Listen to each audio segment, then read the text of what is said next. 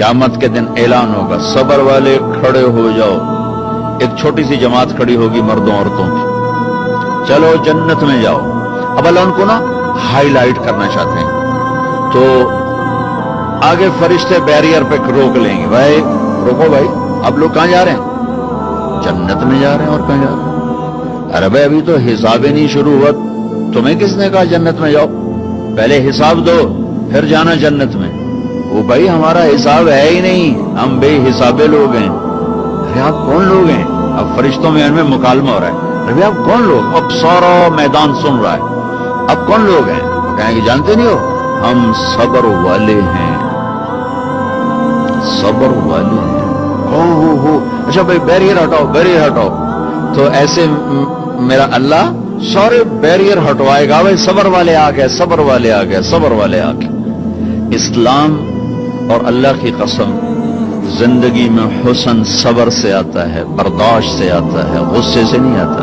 अगर आखिर आपकी फैमिली है, आप घरों वाले हैं, आप दफ्तर वाले हैं, अगर अपने घरों में खुशियां देखना चाहते हैं तो अपने अखलाक ठीक कर लें, बर्दाश्त करना सीख लें, माफ करना सीख। ये दो वो सिफात हैं जिस पर आपका घर आबाद, आपके बच्चे खुश, आपकी बीवी खुश, बीवी का खामिंद खुश, बहन भाई खुश, माँ बाप खुश।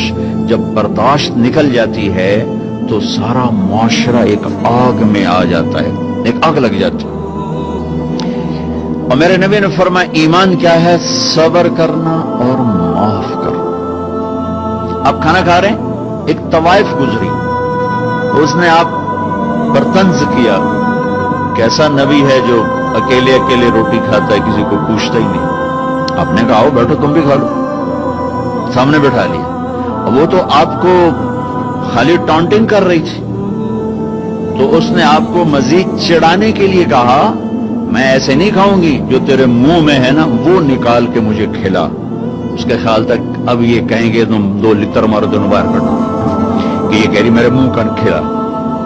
और होना भी यही चाहेगी, ये कैसी बदतमीज औरत है, कह रही जो तेरे मुंह में वो मुझे निकाल के खिला। पर मैं अपने नबी के अखलाक पर कुर्बान जाऊं। आपने कहा मैं हाजिर। वो जो नवाला मुंह में था वही आपने निकाला और अपने हाथों से उसके मुंह में डाला। और नबी का लुआब जब किसी के मुंह में जाएगा तो की करेगा? जो अल्लाह के नबी का लुकमा उसके अंदर गया, उसने साथ ही कलमा पढ़ लिया और मक्के की सबसे हया वाली खवातीन में उसका शुमार होने लगा। ये मेरे नबी की जिंदगी है, माफ करना, दरगुजर करना। अब्दुल्ला बिन उबई जो मुनाफिकीन का सरदार था, जिसने सबसे ज्यादा मेरे नबी को तकलीफ पहुंचाई। अल्लाह के नबी पानी पी रहे थे, उनके बेटे ने कहा या रसूल अल्लाह थोड़ा पानी बचा दें। उनका बेटे पक्के मुसलमान थे। क्या करोगे? कहा मेरा बाप शायद पी के मुसलमान हो जाए। हम कहो वो गिलास लेकर आए, अब्बा ये पानी पी लो। क्या है? तो अल्लाह के नबी का बचा हुआ पानी है, पी ले, शायद तेरे अंदर ईमान आ जाए। कहने लगा जाओ वहां से किसी का पेशाब ले आओ, मैं वो पी लूंगा, ये नहीं पीऊंगा।